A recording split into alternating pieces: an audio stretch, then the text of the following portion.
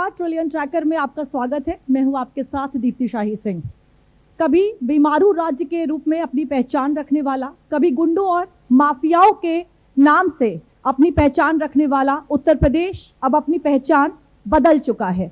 उत्तर प्रदेश अब विकास के रथ पर सवार है और इसीलिए यूपी के सीएम योगी आदित्यनाथ ने संकल्प लिया है यूपी को $1 ट्रिलियन इकोनॉमी बनाने का। लेकिन ये तभी संभव है जब उत्तर प्रदेश के तमाम जो अधिकारी हैं वो अपना सहयोग इसमें दें। तो ट्रिलियन ट्रैकर के इस सफर में हम आ पहुंचे हैं उत्तर प्रदेश के जिले बांदा में।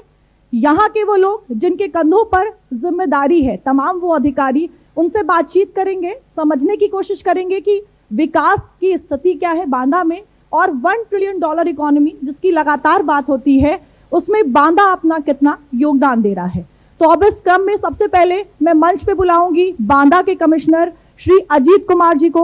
जोरदार तालियों के साथ उनका स्वागत करें।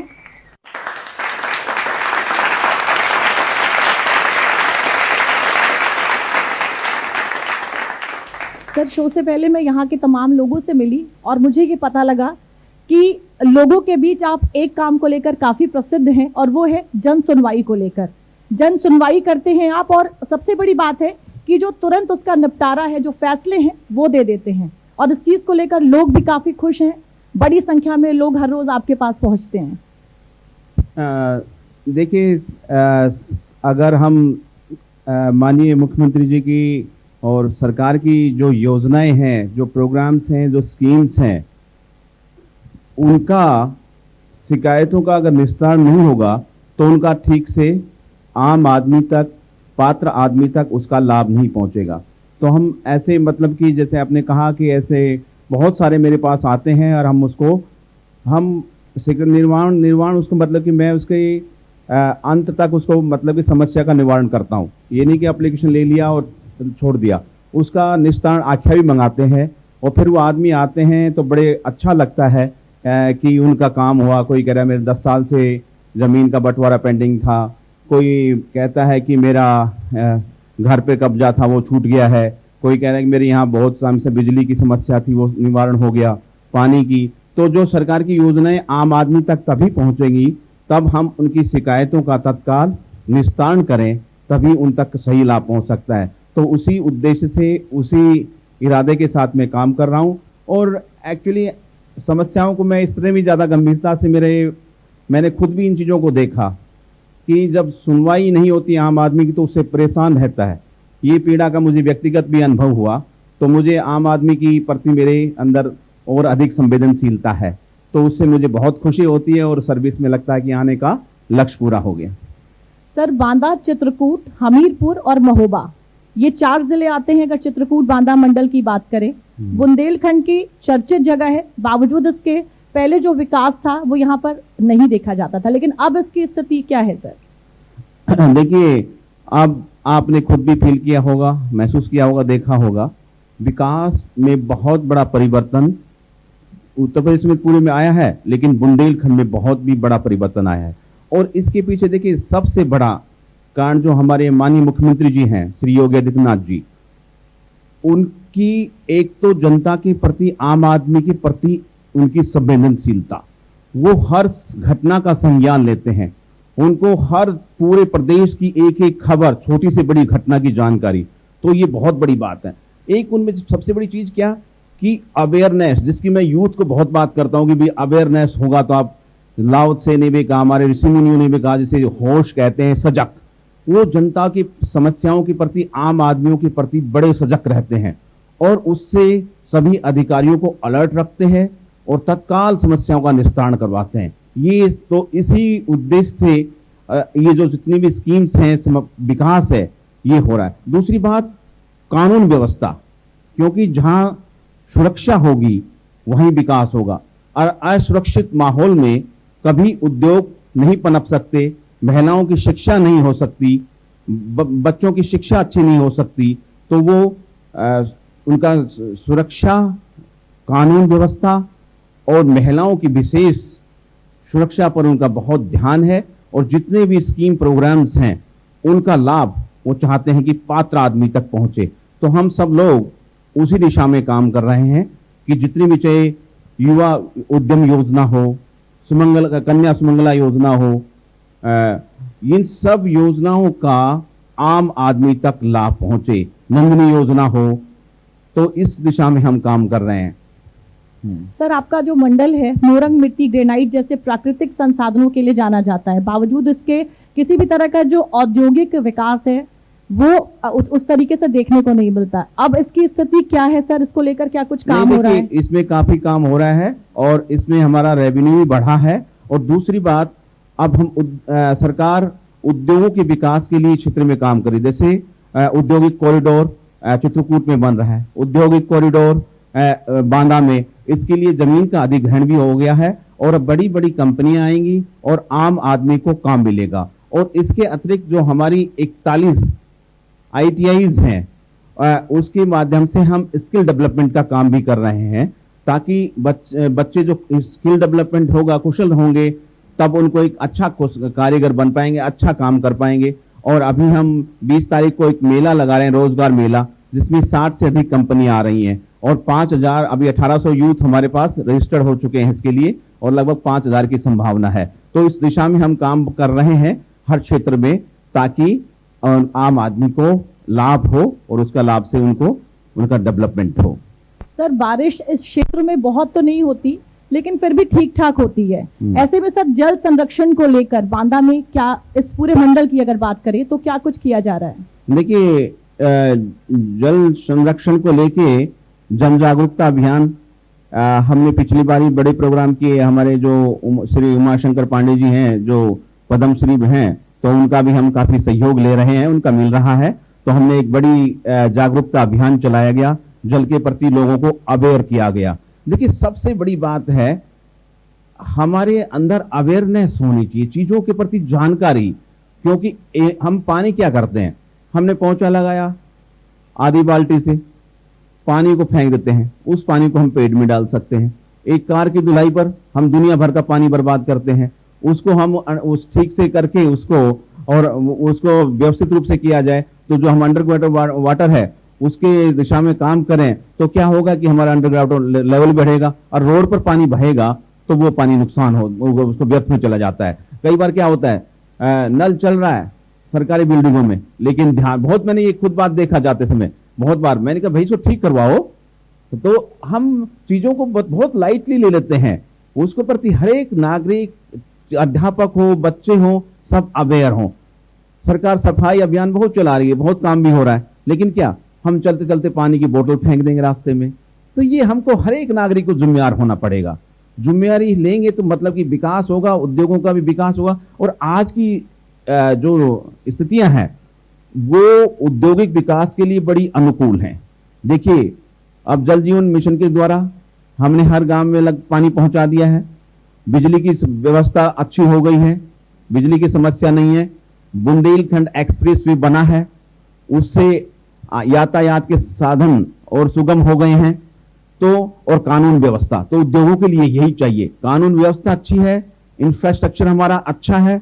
तो अब हम इस दिशा में काम कर रहे हैं कि यहाँ बड़े उद्योग आ सकते हैं और उसके लिए हमारा जो आधारभूत ढांचा है वो काफी मजबूत हो चुका है, तो उसका हम प्रयोग उस दिशा में कर सकते हैं। सर, बुंदेलखंड की बात करें तो किसानों के लिए चुनौतीपूर्ण तो है, लेकिन एक दिक्कत ये भी है कि जो अधिकतर किसान है अभी भी परंपरागत खेती ही करते हैं, जो बड़ा चुनौतियों भरा होता है, मुश्किल होता है। तो ऐसे में किसानों को वैकल्पिक कृषि के लिए क्या जो कोशिश है वो की जा रही है यहाँ पर? देखिए, अभी पिछले कुछ वर्षों में गेहूं और चावल के उत्पादन में बहुत वृद्धि हुई है। यहाँ पर पहले चावल यहाँ बिल्कुल नहीं होता था, अब 25-26 में 2,41,000 मैट्रिक टन चावल का उत्पादन हुआ है और 18,39,182 मैट्रिक टन गेहूं का उत्पादन हुआ है और करीब करीब 74,000 मैट्रिक टन मूंगफली का उत्पादन हुआ है। तो उत्पादन में लगातार वृद्धि हो रही है। और पहले हम मंगवाते थे, अब हम दूसरों को देते हैं। अब बुंदेलखंड दूसरों को चावल गेहूं निर्यात करता है, पहले आयात करता था, हम दूसरे दिन लेते थे। तो इतना बड़ा परिवर्तन आया है। दूसरी बात, हम परंपरागत के साथ साथ परंपरागत कृषि को ही एक वैज्ञानिक रूप देना भी आवश्यक है। जैसे परंपरागत करते हैं लेकिन उत्पादन क्षमता कम है, तो उसको बढ़ाने की आवश्यकता है। उसके लिए हम नेचुरल फार्मिंग पर काम कर रहे हैं, जो नेचुरल कृषि है, और इसके साथ साथ नई जो फसलें हैं उनको भी दलहन उलहन का और अधिक उत्पादन बढ़ाना, और हमेशा जो फसल होती है उसको उस फसल की भूमि के अनुसार वहां पर फसल का उत्पादन किया जाना चाहिए। जैसे मिट्टी है, दोमट मिट्टी मृदा, तो वो दोमट है तो वो गेहूं के लिए, काली मिट्टी कपास के लिए। तो ऐसे जो मिट्टी यहाँ की है, अब हमारे यहाँ रिसर्च है, वो बन गए हैं, एग्रीकल्चर यूनिवर्सिटीज हैं, तो हम उसमें रिसर्च कर सकते हैं कि हमारी मिट्टी किस तरह की है, किस मिट्टी के अनुकूल है, किस फसल के अनुकूल है, तो उस दिशा में काम कर रहे हैं। तो उसके अनुकूल अगर हम काम करेंगे तो उत्पादन क्षमता जाहिर सी बात है और अधिक बढ़ेगी, और उसके अनुकूल नई नई फसलें हैं उनको भी हम ला सकते हैं। तो ये सब काम किया जा रहा है, और इसके लिए हम किसान मेला भी लगाया गया है, किसानों के बीच अवेयरनेस का प्रोग्राम भी किए हैं, और एग्रीकल्चर यूनिवर्सिटीज में जो हमारे यहाँ बांदा में एग्रीकल्चर विश्वविद्यालय है, इसमें भी अच्छे प्रयोग हो रहे हैं, अच्छा काम हो रहा है। तो इसको हम आम आदमी तक ले जा रहे हैं। अब कुछ हमारे यहाँ किसान हैं, वो नेचुरल कृषि के माध्यम से, खेती के माध्यम से, परंपरागत खेती के अलावा और भी काम उसमें कर रहे हैं। तो कुछ प्रगतिशील किसान हैं जो अच्छा सा वो कर रहे हैं, जैसे उसमें फल उत्पादन और जैविक जैविक खेती कर रहे हैं, तो इससे उत्पादन भी बढ़ रहा है। और आजकल जैसे हमारे यहाँ बहुत बड़ी मात्रा में गौशाला हैं, तो इस गौओं के गोबर और मूत्र का प्रयोग करके जैविक खाद, जो कि बहुत उपयोगी है, और उत्पादन क्षमता में भी इसका अच्छा प्रयोग हो सकता है। खाद की कोई कमी नहीं है।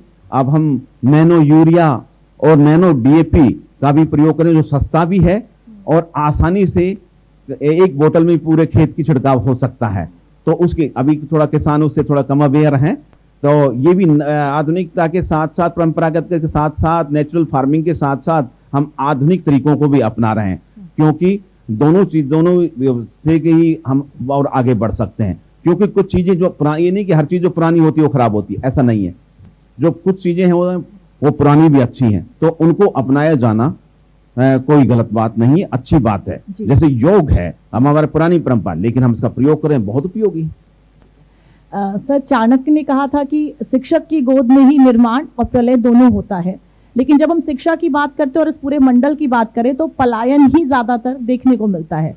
क्या शिक्षा को लेकर अब यहाँ पर जो तमाम व्यवस्थाएं हैं वो बनाई जा रही हैं? देखिए, शिक्षा को लेकर तमाम व्यवस्था है, कुछ काम अभी हुए हैं और कुछ हो रहे हैं। जैसे एक अटल आवासीय स्कूल बांदा में ही है, जो कि मजदूरों के, गरीबों के बच्चे उसमें पढ़ते हैं, और उसमें आधुनिक सुविधाएं और वेल क्वालिफाइड टीचर्स हैं। उसको देखेंगे तो मतलब वो लगेंगे नहीं कि सरकारी स्कूल में बच्चे पढ़ते हैं या इतने गरीब घरों के बच्चे होंगे इसमें।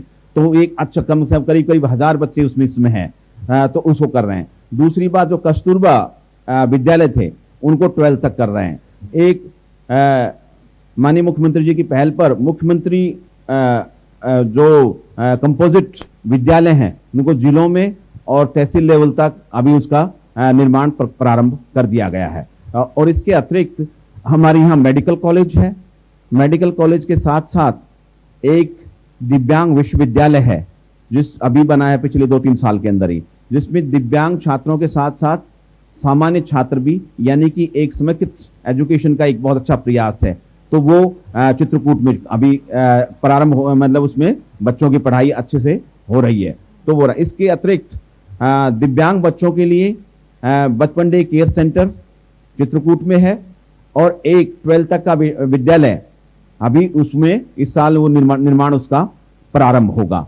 तो और IITI और अन्य जो स्किल डेवलपमेंट के प्रोग्राम्स हैं वो कर रहे हैं। बच्चों को कंप्यूटर का प्रशिक्षण और इन सब चीज़ों पर काम कर रहे हैं। प्राइवेट सेक्टर में कई जैसे कम पढ़ी लिखी महिलाएं हैं, उनके लिए सिलाई और वगैरह। तो इसलिए एजुकेशन के लिए भी काफ़ी काम हो रहा है, और आने वाले समय में और भी इसमें एजुकेशन में हम काम करेंगे। तो पहले की अपेक्षा एजुकेशन में बहुत सुधार हुआ है, और शिक्षा, अब इतने स्कूलों का भी आधुनिकीकरण किया गया है। अब स्कूल्स में प्रोजेक्टर्स हैं, बिल्डिंगों का सुदृढ़ीकरण हुआ है, बच्चों को समय से यूनिफॉर्म और उनके जूते वगैरह ये सब उपलब्ध हो रहे हैं। तो क्या है कि इससे जो शिक्षण प्रक्रिया है वो अच्छी हो रही है, प्रभावी हो रही है। इस मंडल की अगर बात करें तो ज्यादातर जो इलाके हैं वो ग्रामीण ही हैं। ऐसे में जो महिला वर्कफोर्स है उसको बाहर निकालना सबसे बड़ा चैलेंज भी कहा जा सकता है। इसे किस तरीके से सुनिश्चित किया जा रहा है? देखिए, सेल्फ हेल्प ग्रुप के माध्यम से 1138 महिलाओं को हम लखपति दीदी पूरे मंडल में बना चुके हैं। मैं चाहूंगी इन तमाम उपलब्धियों को लेकर आप सभी की तरफ से तालियों की आवाज जरूर सुनाई दे, क्योंकि आपके ही जिले की बात हो रही है यहाँ पर। तो ये एक बड़ी उपलब्धि है। दूसरी बात महिलाओं की एजुकेशन, तीसरी बात महिलाओं की प्रशिक्षण पर हम काम कर रहे हैं। चौथी बात, जो महिलाएं कम पढ़ी लिखी हैं, गांव में रहती हैं, उनके लिए हमने कुछ चित्रकूट में प्रारंभ किया कि वो जैविक खाद में, जो गवों का गोबर वहीं है, मूत्र वहीं है, तो उसे जैविक खाद प्रारंभ कर रहे हैं बनाना। तो इससे क्या होगा कि उनकी करीब हमने उसका पूरा इवेल्युएशन किया तो करीब 8,000 रुपए वो घर बैठे महीने के कमा सकती हैं। तो इन चीजों पर फोकस किया जा सकता है।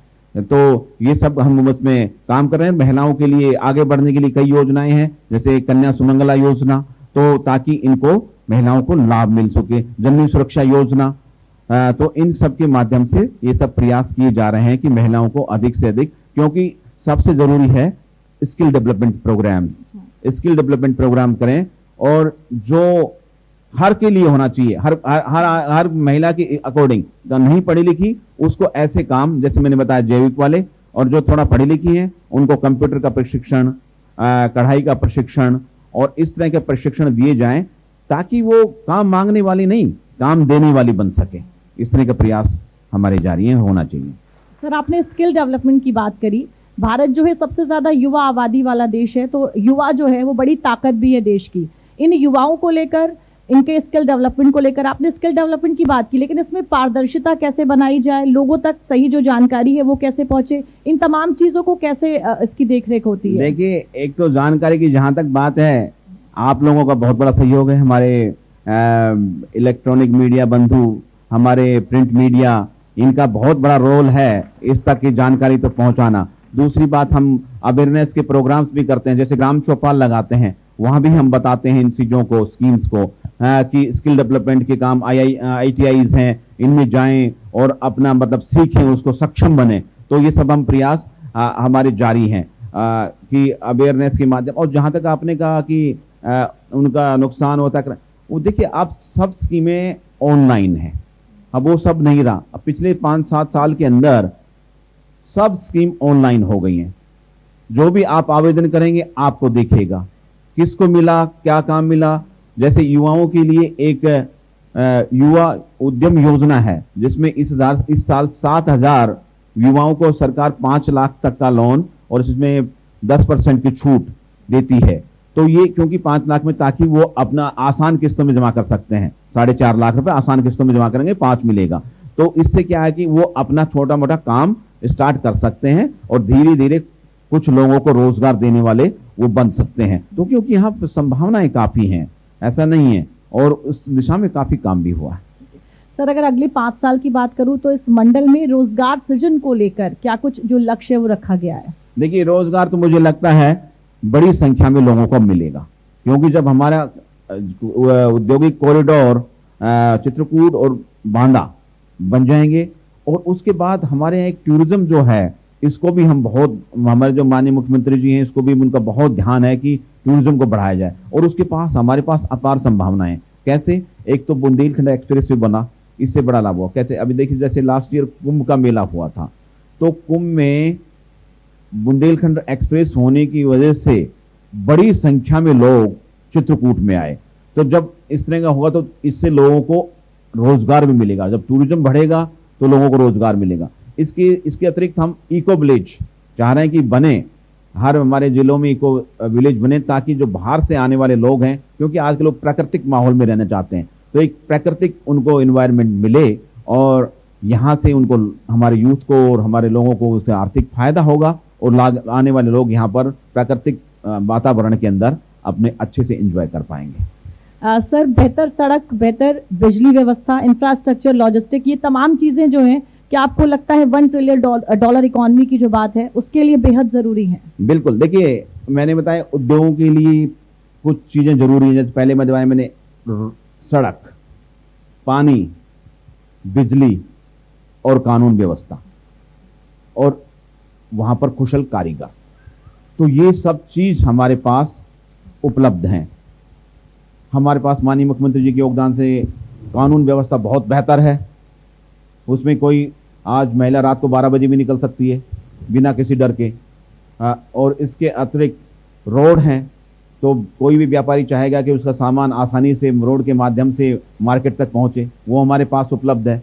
बिजली लगातार आए ताकि उद्योगों में किसी प्रकार का व्यवधान ना हो, तो वो हमारे पास उपलब्ध है।